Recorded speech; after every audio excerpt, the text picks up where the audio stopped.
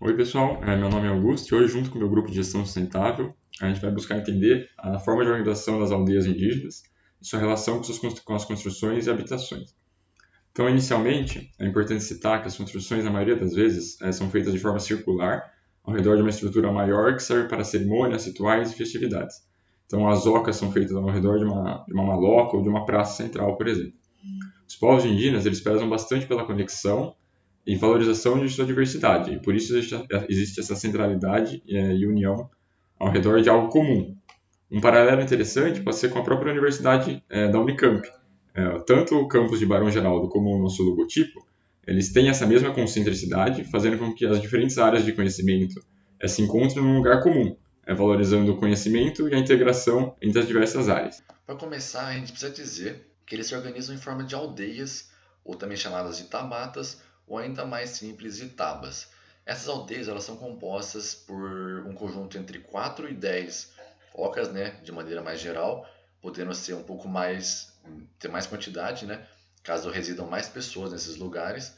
E essas ocas elas são distribuídas de maneira circular entre elas, com uma maloca central. Essa maloca ela tem uma função de interação social entre os indígenas, entre os moradores.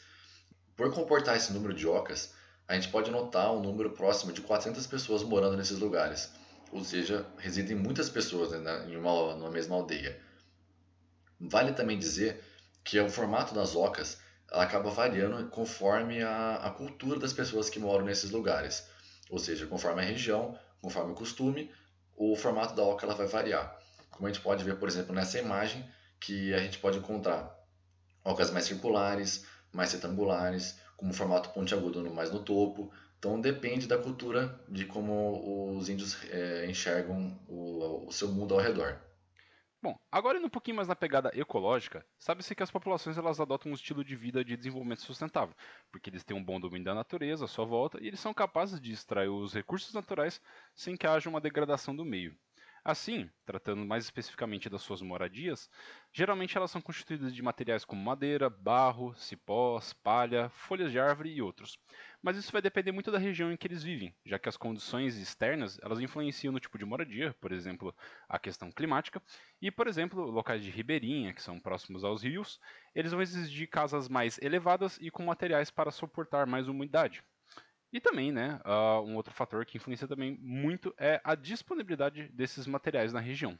Olá pessoal, eu sou o Lucas e hoje eu vou apresentar os valores e a cultura dos povos indígenas. Bom, nesse trabalho, como a gente tratou de habitações e casas, as casas deles fazem parte de um ser. Que ser é esse, gente? Tipo, o ser que ele seria um espírito, uma divindade, animais, seres fantásticos que muitas vezes eles se consideram como se fossem superiores, unidades superiores e até como se fossem parentes que morreram e tudo mais. Então, esse mundo imaginário e esse mundo real, eles andam ligados, eles andam intrínsecos, eles caminham juntos. E com isso é enraizado nas habitações, ou seja, tipo, então as habitações servem para rituais, servem para infinidade de coisas. Bom, a cultura em si dos povos indígenas a gente pode perceber pela nossa mesmo, que tem muita coisa. A gente consome mandioca, a gente toma banho, que é uma herança gigantesca. Então é uma cultura viva que tem constante transformação. Bom, essa cultura é passada de geração em geração através de ensinamentos e tradições, transmitidos como oralmente, pela fala, historinhas contadas uns aos outros, mitos e rituais.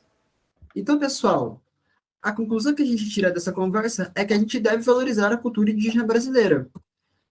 Nós não achamos muito interessante, muito bonito, o que foi feito pelos Incas, o que foi feito pelos Astecas. A gente não paga dinheiro para ir visitar lá, mas percebamos que as construções feitas pelos indígenas brasileiros que estão aqui no nosso país são muito importantes e são muito bonitas também. Além disso, elas valorizam o meio ambiente, são desenhadas de forma que a transmissão do conhecimento seja feita, e além disso, há uma grande e vasta diversidade de tipos e arquiteturas. Para finalizar, coloco essa frase que foi feita em um manifesto pelos direitos indígenas da ONU, que é a seguinte: o respeito aos conhecimentos, às culturas e às práticas tradicionais indígenas contribui para um desenvolvimento sustentável e equitativo e para a gestão adequada do meio ambiente.